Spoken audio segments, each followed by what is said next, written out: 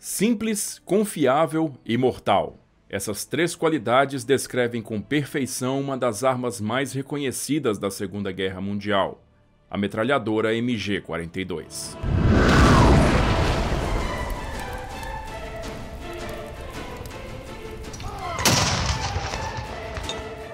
A maior inspiração para o desenvolvimento das metralhadoras alemãs na Primeira Guerra Mundial veio da icônica metralhadora Maxim, criada em 1884, que efetivamente foi a primeira metralhadora totalmente automática do mundo. Diretamente dela foi criada a Maschinengewehr 8, ou MG-8, que deu suporte aos exércitos do Kaiser em suas ofensivas pelas trincheiras francesas e nos campos de batalha russos. Contudo, imediatamente após aquele conflito, a capacidade da indústria bélica alemã foi quase inteiramente liquidada através do Tratado de Versalhes, assinado em 1919. 414 de suas 440 cláusulas discorriam sobre sanções contra a Alemanha, recaindo diretamente sobre sua produção industrial. O Reichswehr ficou restrito a estocar um máximo de 792 metralhadoras pesadas e 1.134 metralhadoras leves, além de a produção nacional de metralhadoras e o desenvolvimento de armas de fogo sustentados serem terminantemente proibidas.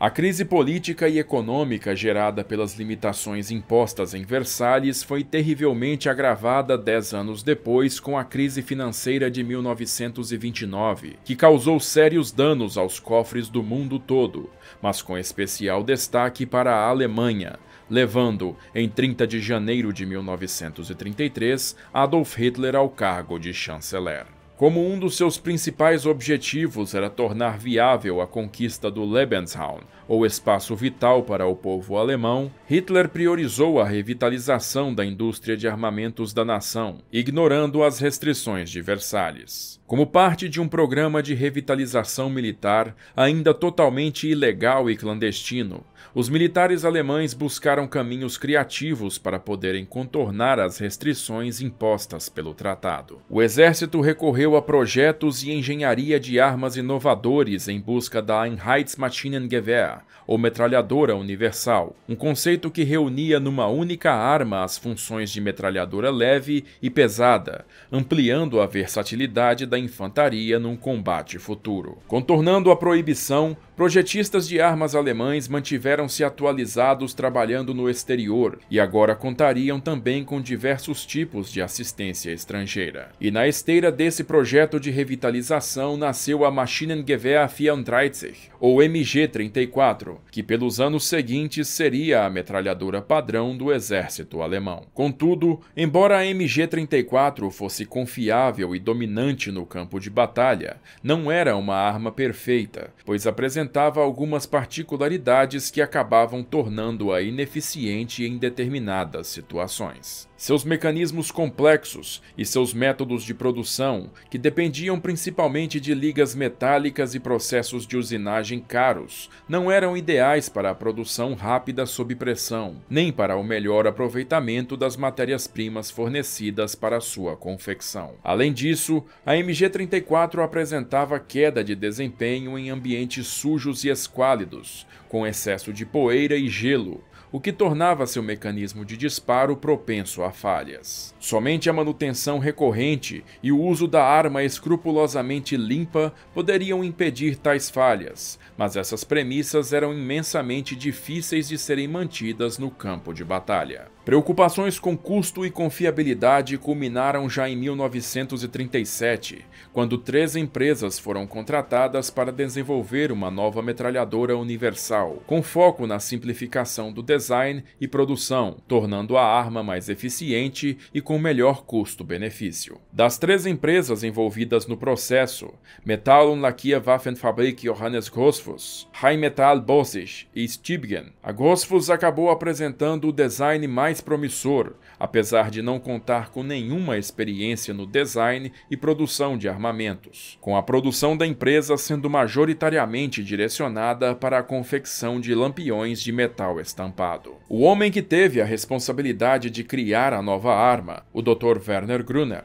Apesar de não ter qualquer trabalho prévio no projeto de metralhadoras, tinha grande experiência em tecnologias de produção em massa e uma imensa capacidade criativa, que, pelo fato de ser um forasteiro no setor, permitia-lhe pensar fora dos padrões estabelecidos. Gruner dedicou-se inteiramente ao projeto, inclusive tomando parte num curso de operador de metralhadora do exército alemão, o que permitiu-lhe ver de perto quais eram as reais necessidades e demandas dos soldados que manuseavam essas armas, e se familiarizar com as características do engenho. Gruner reciclou o sistema de trancamento por rolamento da MG-34, que era patenteado pela Mauser, e incorporou características próprias que tirou de sua experiência com os operadores de metralhadora, utilizando em seu protótipo o maior número possível de peças em metal estampado. Ao invés de confeccionar o dissipador de calor do cano separado do receptor, como na MG-34, Gruner projetou a nova arma com essas duas peças juntas e estampadas de uma única folha de metal, o que ajudou a poupar tempo e recursos. As outras medidas adicionadas pelos projetistas fizeram com que fosse possível realizar uma economia final de 30% no custo de produção por arma em relação à MG-34, de 327 Reichsmark passando a custar apenas 250 Reichsmark,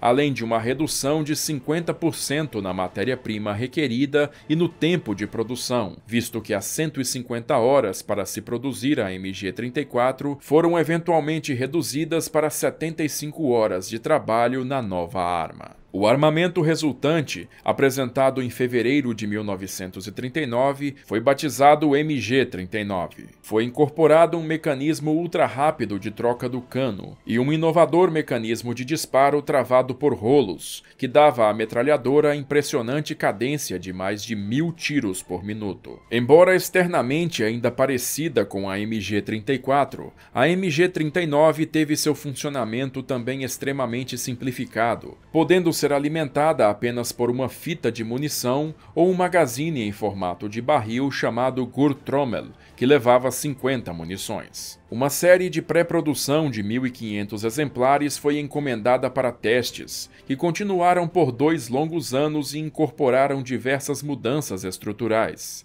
até que no final de 1941 a arma finalmente foi enviada para ser testada em combate. Os testes de campo se provaram extremamente promissores, e a produção em série foi autorizada sob a nomenclatura Maschinengewehr 42, ou MG-42. Erwin Rommel, um entusiasta da nova arma que se mantinha sempre a par do seu desenvolvimento, requisitou para si os primeiros lotes da MG-42, e assim a nova metralhadora teve sua estreia em combate junto ao Afrika Korps em maio de 1942. Alguns meses depois, a nova metralhadora já se encontrava em serviço em todas as frentes de batalha, e seu contrato de produção foi concedido a 5 fábricas, incluindo a Grossfuss, que fabricou a MG-42 até meados de 1943.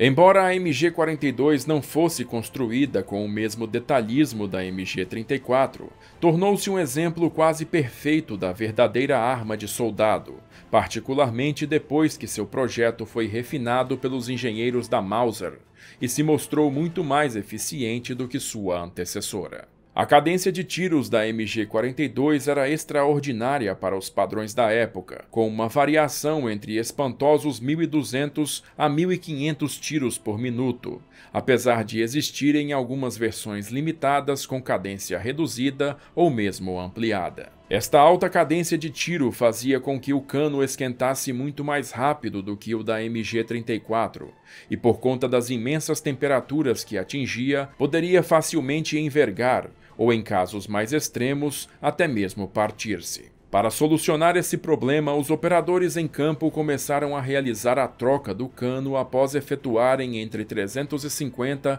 e 400 disparos. O procedimento de troca era simples de ser realizado, não tomando mais do que 10 segundos. Mesmo com o cano extremamente quente, bastava ao operador alcançar a alça de abertura da janela do dissipador de calor e empurrá-la para a frente. A janela então se abria e, com uma munição deflagrada ou uma haste qualquer em mãos, podia-se puxar o cano para fora da arma, bastando então apenas encaixar um cano frio, fechar a janela e retomar os disparos. Para empregar a MG-42 como metralhadora pesada, os alemães desenvolveram o tripé Lafette 42, que incluía um suporte de molas que absorviam o coice da arma, bem como uma montagem para miras telescópicas, que dava ao operador a capacidade de prover fogo de precisão em distâncias de até 3.000 metros. Além do seu mortífero efeito direto contra o alvo, o som da MG-42 tornou-se uma marca registrada por si só, fazendo com que soldados aliados ficassem paralisados apenas ao escutar o anúncio de sua presença no campo de batalha. A popular e temida metralhadora acabou ganhando muitos apelidos, tanto por seus operadores quanto por seus inimigos. Os alemães costumavam chamá-la de Hitlerjäger e os americanos de Hitler's Buzzsaw, ambos os apelidos se traduzindo como a Serra de Hitler.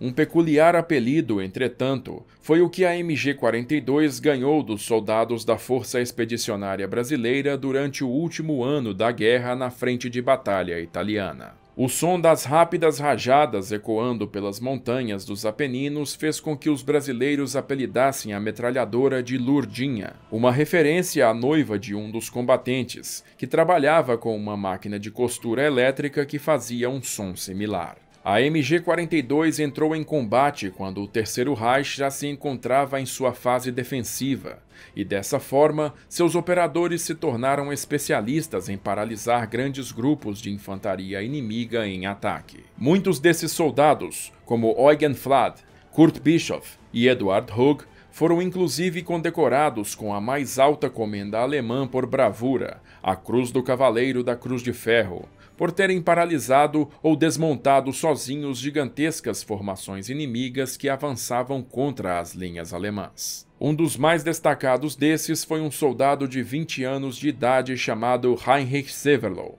que servia com a 352ª Divisão de Infantaria na casamata WN-62, localizada na praia de Omaha, na Normandia. Operando uma metralhadora MG-42 durante os desembarques norte-americanos do dia D, Severloh defendeu sua posição contra os soldados da 1ª Divisão de Infantaria dos Estados Unidos, disparando cerca de 14.000 projéteis até às 15h30, quando sua casamata foi capturada. Responsável por centenas de mortos e feridos enquanto defendia sua posição, Severloh ganhou posteriormente o apelido de A Besta de Omaha. A produção da MG-42 continuou até o final da guerra, totalizando 423.600 exemplares, sendo que metade deste total, 211.806 armas, saiu das fábricas em 1944. A produção da MG-42 superou a da MG-34,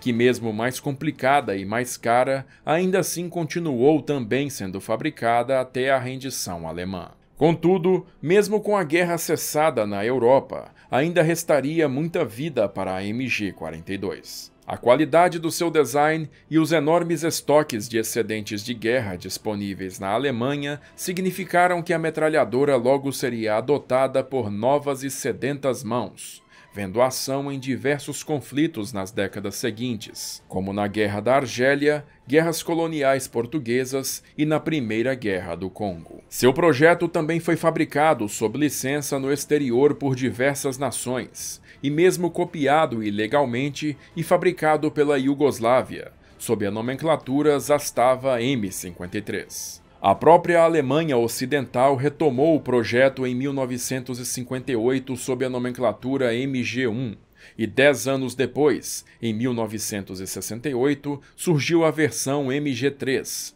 usada até os dias atuais, inclusive pelo Exército Brasileiro, como armamento secundário na torre dos tanques Leopard 1A5BR. Mantendo seu lugar na história como uma arma que instigou medo nos inimigos e prolongou a sobrevida de combate alemã no plano tático nos 2 últimos anos da guerra, a MG-42 sofria de males oriundos justamente de sua grande qualidade, a alta cadência de fogo. Essa característica gerava excessivo consumo de munição e de canos, cuja troca frequente acabou sendo percebida pelos aliados como a janela ideal para contra-atacá-la. Mesmo assim, com sua robustez e simplicidade de fabricação e manuseio, a MG-42 mais do que superou suas falhas, tornando-se uma das armas mais mortíferas e célebres do século XX. Gostou da história aí? Se você gosta do nosso trabalho e quer colaborar com o canal, pode fazer isso mandando um pix pra gente